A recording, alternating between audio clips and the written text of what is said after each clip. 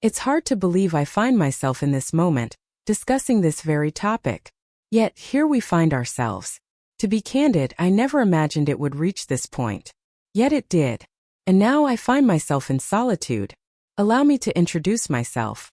I am Jenna, 31 years of age, and I find myself at a loss for where to begin. Alright, let me lay it out for you. My husband Brad is truly a remarkable man. His dedication is unwavering, his loyalty steadfast, and he has consistently stood by my side. However, it seems I've been experiencing a touch of, there's a certain unease, wouldn't you agree? It wasn't anything monumental, yet a sense began to creep in that perhaps I was overlooking something significant. It has been nearly a decade since Brad and I exchanged our vows. Our family includes 2 delightful children, Emma, who is 8 years old, and Jake, who is 5. My affection for them is undeniable, yet at some point, I sensed that a fragment of my essence had slipped away. Suddenly, I receive an unexpected message from my college ex, Aaron. Years had slipped by without a word between us, not since that day of graduation. He extended a hand to reconnect, and I pondered, why not? Feels like an eternity has passed.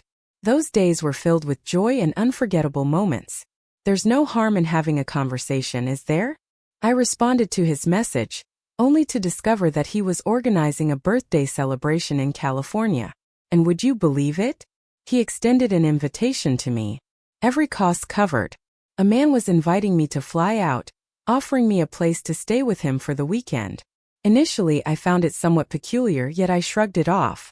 Yet, as I pondered, a thought emerged. It could indeed be quite enjoyable. A delightful escape for the weekend? Is this for me? Isn't that something I deserve? I chose not to share that with Brad. Not due to a belief in its wrongness, but rather an understanding that his approval would forever remain out of reach. He might express concerns about my presence around an ex, or suggest that it sets a poor example for the children. Yet, I found myself not engaging in any wrongdoing. We were merely companions, re-establishing a connection, merely taking a moment to reconnect. It's not a significant issue, is it? I informed Brad of my plans to pay a visit to an old friend from my sorority days. Completely innocuous, wouldn't you agree? I even feigned spontaneity, as if it were a last-minute decision, since she happened to be in town for a weekend event. That appeared sufficiently credible. I wasn't exactly fabricating anything of great significance. As I set off for California, a wave of excitement washed over me. The flight has been taken care of, and Aaron is handling the hotel expenses. It is, in fact, his residence. And I found myself free from any concerns. Brad appeared remarkably unfazed by my departure. He pressed his lips to mine in a farewell, urging me to enjoy myself. Yet I could perceive that subtle glimmer in his gaze, you understand? As if he were not entirely certain of the situation unfolding around him. I spent the weekend with Aaron, and let's just say the events unfolded in unexpected ways. Intriguing. We engaged in a delightful exchange, reconnecting and sharing stories. Ventured out for some libations. Reflected on the cherished moments of yesteryear. He guided me through the city's vibrant streets. Undeniably, an electric chemistry sparked between us. Yet, I found myself in a position where I had done nothing amiss. I continually brought that to mind. I repeatedly insisted I'm merely enjoying myself, simply reconnecting. Yet, in all honesty, I sensed there was a profound undercurrent. I simply found it difficult to confront the truth within myself. Now allow me to clarify. I had no intention of causing any trouble. I had no intention of engaging in actions that would lead to remorse. My affection for Brad knows no bounds. I truly do. However, following an excess of libations on Saturday night, the situation intensified. I find myself at a loss for understanding. Simply occurred. It unfolded unexpectedly, yet I chose not to intervene. Perhaps I ought to have, yet I chose not to. The following morning, I awoke feeling utterly dreadful. The thought was one I wished to avoid entirely.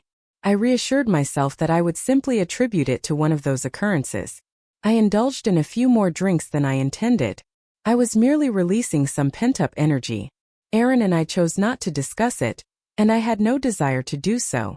I found myself acknowledging that the weekend had come to a close, and it was time to return home. As I soared back to Chicago, The familiar path to home awaited me. I felt an overwhelming eagerness to return to my life, to embrace my children, and to settle back into my familiar routine. Yet there was an unmistakable shift. It's difficult to articulate, yet upon entering, I was struck by an overwhelming sense of being an outsider within the very walls I once called home.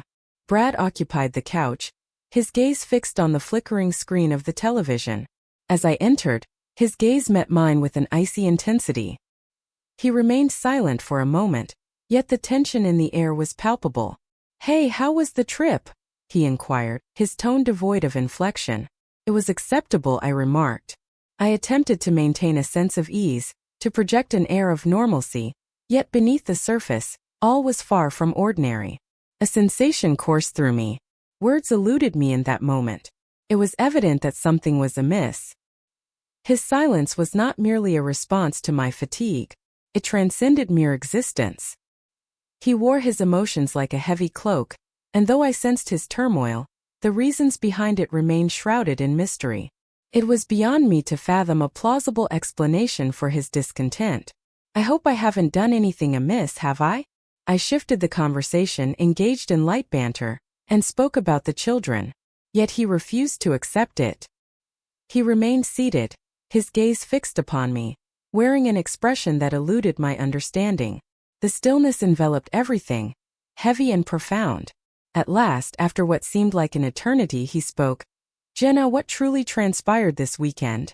I stood still, caught in a moment of disbelief. A pallor swept across my features. He was aware. Uncertainty enveloped me. Yet he possessed an understanding beyond my grasp. I ought to have anticipated this. To be frank, I'm at a loss for what I was contemplating. Engrossed in my own realm, I failed to recognize the blatant nature of my actions. Yet, it was not until the later hours of that night that the realization struck me. Brad feigned slumber, his back turned toward me. Yet I sensed his gaze piercing through the veil of darkness. As I perused my phone, a message from Aaron caught my attention. The hour was late. Fatigue enveloped me. Yet, I found myself unable to resist the allure of its pages. The manner in which he texted me, those playful, flirtatious quips reminiscent of our college days, ignited a thrill within me. In an instant I sensed the warmth of California enveloping me, despite being nestled in the comfort of my own home. On the surface, the message seemed innocent, yet I was acutely aware that Brad could hear every word I uttered as I lifted the phone to my ear. He remained silent, yet the palpable tension hung thick in the atmosphere. In that moment I was oblivious, yet deep down, I ought to have recognized the signs. I responded to the message with a swift reply. It was then that Aaron made the call. In a moment of folly, I reached for the phone without a second thought. "Greetings." I leaned closer to the phone, my voice barely a murmur, careful not to let Brad catch a word of our conversation. "Your absence lingers in my thoughts." Aaron's voice resonated with clarity, cutting through the air like a bell's chime. "When will I have the pleasure of seeing you again?" It wasn't until I noticed Brad shifting beside me that I became aware of the volume of my voice. I sensed his body stiffen, as if he were conscious yet feigning slumber. My heart pounded in my chest, yet I found myself unable to hold back. This conversation had been eluding me all weekend long. Yet here I stood, allowing it to escape effortlessly from my grasp. "Silence," I murmured. "Not at this moment, Aaron. Kindly." Brad's silence hung heavily in the air, and I sensed his gaze piercing through me, despite his feigned slumber.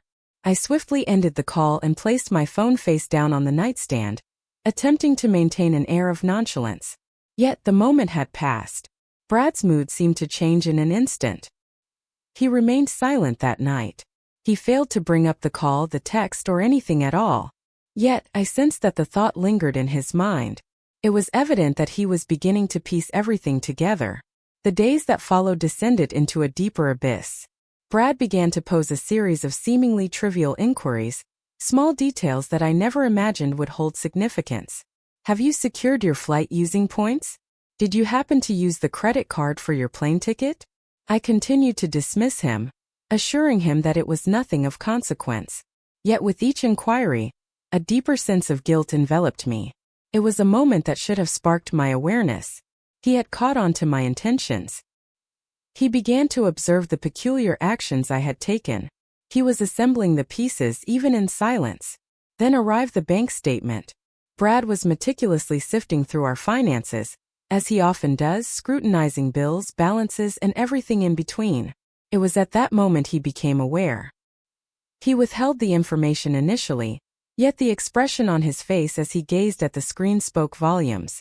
As soon as the phrase "no flight charges" reached his ears, an unmistakable sense of anticipation washed over me. "Jenna," he said one night, seated at the kitchen table, his fingers gliding over the statements before him. "You have not secured a ticket for a journey to California." I gazed at him, striving to maintain a composed expression. "What is this?" I exclaimed, feigning astonishment. "I mentioned that it was taken care of by my friend Brad. You're aware of that." Yet, it lacked the ring of conviction, failing to persuade even my own ears. Yet, the reality was strikingly apparent. He was not convinced. I observed him arch an eyebrow and cast a deliberate, lingering gaze in my direction, as if he were dissecting each word that escaped my lips. "Perhaps I overlooked it in the statement," I murmured, attempting to steer the conversation elsewhere. "I'm uncertain. Perhaps it was an unusual charge." Yet Brad was far from foolish. He had grown weary of my excuses, and I sensed his patience waning in response to my fabrications. As the days slipped by, the atmosphere within the house grew increasingly suffocating, thick with unspoken words and simmering emotions. Brad was not openly expressing his doubts, yet I sensed his gaze upon me, scrutinizing my every move.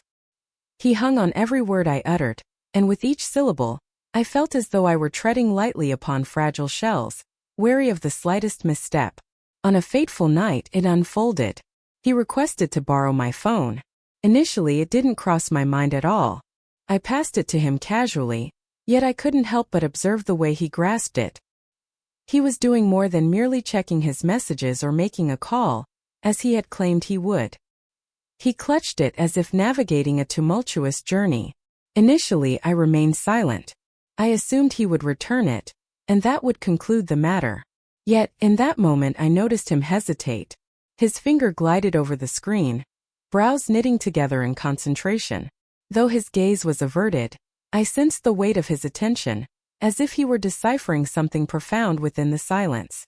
A wave of dread washed over me. "Is everything all right?" I inquired, my tone slightly elevated. I attempted to maintain an air of nonchalance, yet I found myself unable to suppress it. I was aware of his intentions.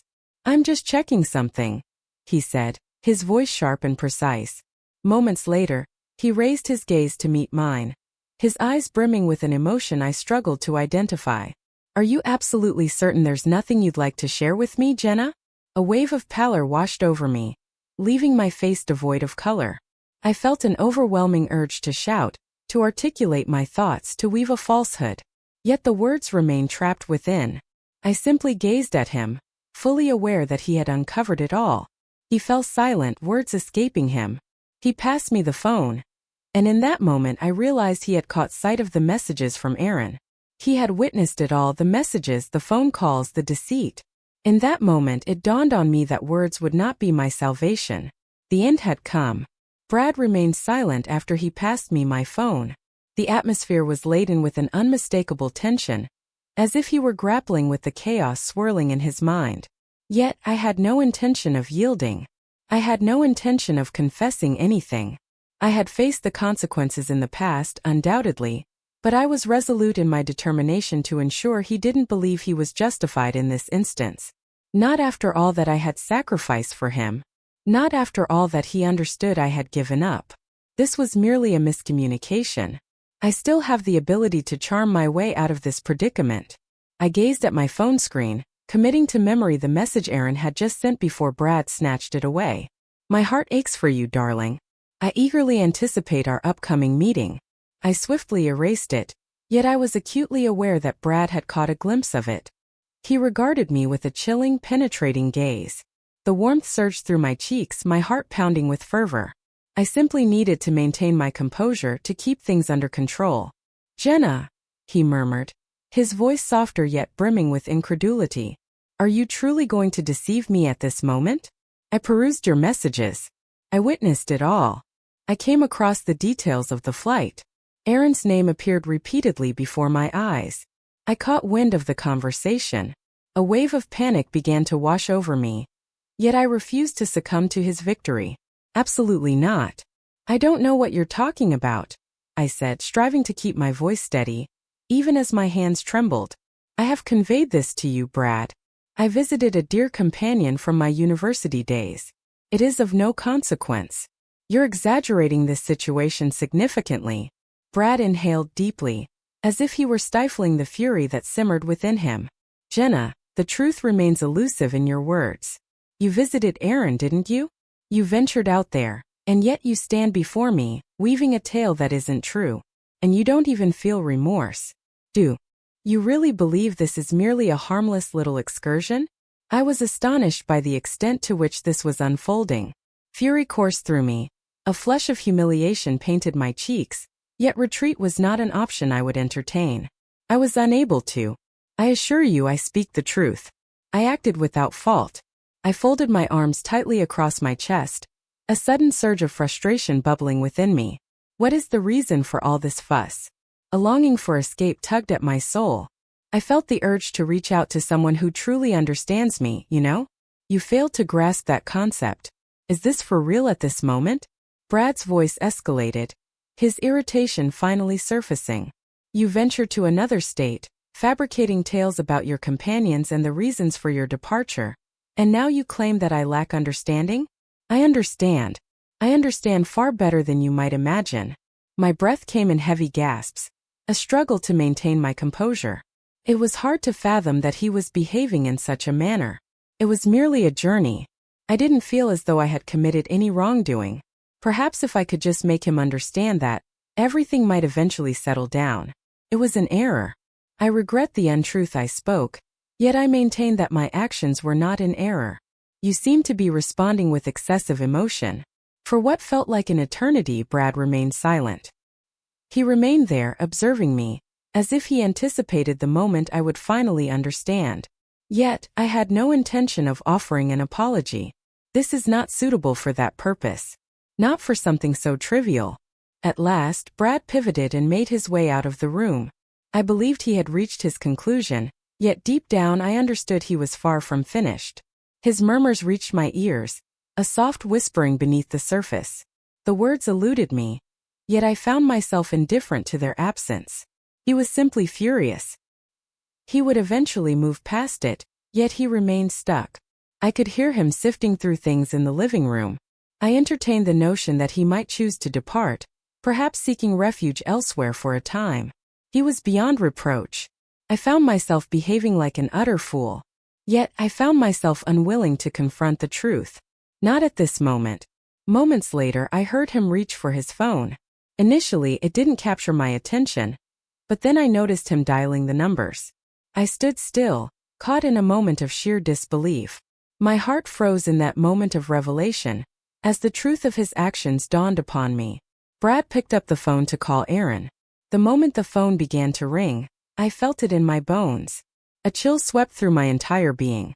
I felt an overwhelming urge to scream at him to halt his actions, yet I remained frozen in place. Motion eluded me.